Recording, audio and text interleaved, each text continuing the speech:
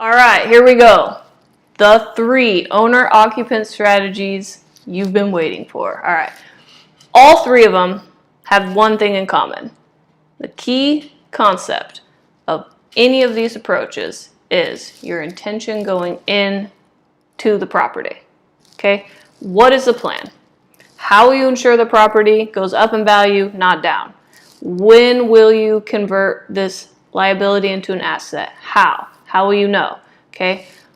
That's the big takeaway. Start with stepping stone. Very basic. You're going to buy a property, sometimes called a starter home. You're going to live in it. You're going to build wealth, build equity through it, through the equity growth trifecta, which we'll talk about later. But you're going to grow the equity, and then in a year, 2 years, 3 years, at some point in the future, you'll sell that property, take the proceeds, maybe $70,000, $100,000, however much value you can create, and use that down payment, or use those funds as a down payment for your next home. So you're going to step up. So it's a stepping stone home to get you up. Okay, that's strategy number 1.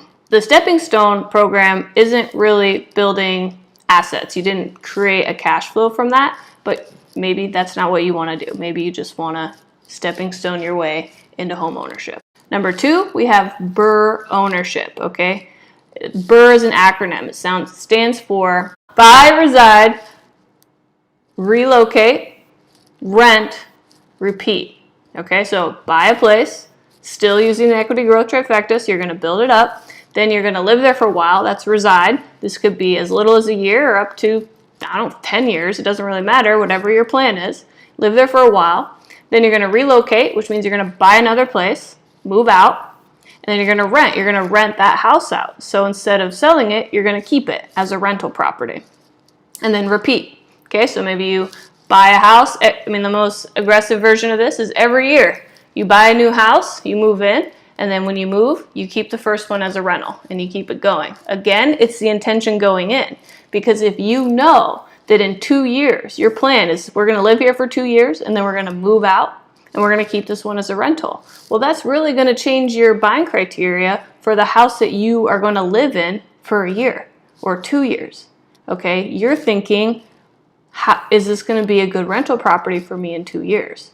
And if so, why? And if not, maybe we don't want to buy it because it doesn't work for our long-term plan. I really like the BRRRR Ownership strategy, not to be confused with BRRRR Investing, which is a whole different thing, which we can talk about in another video. But BRRRR Ownership means you're going to actually move into that property. The third and final strategy, maybe you've heard of it, is called house hacking. Okay, house hacking, there's all sorts of variations, but the basic thing you're going to do is create an income stream somehow from the property that you're living in. Now, the most aggressive version of this is you buy a 4-plex, a 4-unit property. You live in 1 unit and you rent the other 3. Okay? Offset or completely eliminate your mortgage payment for yourself, like your rent payment, your housing cost liability. Other ways you could do that I have case studies for is someone bought a duplex over in Queen Anne.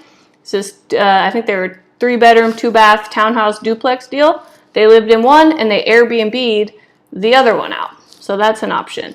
I've had a client do a townhouse where his townhouse in Greenwood, he lived in the upstairs unit, he rented the bottom, or not the unit, the bedroom, and then he rented the downstairs bedroom to a friend, so just a roommate, and created, like $800 a month income from that property. Now, obviously, that didn't eliminate his housing costs, but it reduced it substantially. Okay, so there's a lot of different ways to do this. Airbnb, roommates, tenants in a multiplex. People get real creative. I've had people start a daycare, in their home, so that's kind of a house hack. But regardless, whatever you're doing, you're living in the property and you're creating an income stream from that property. The 3 strategies: stepping stone, BRRRR Ownership, house hack.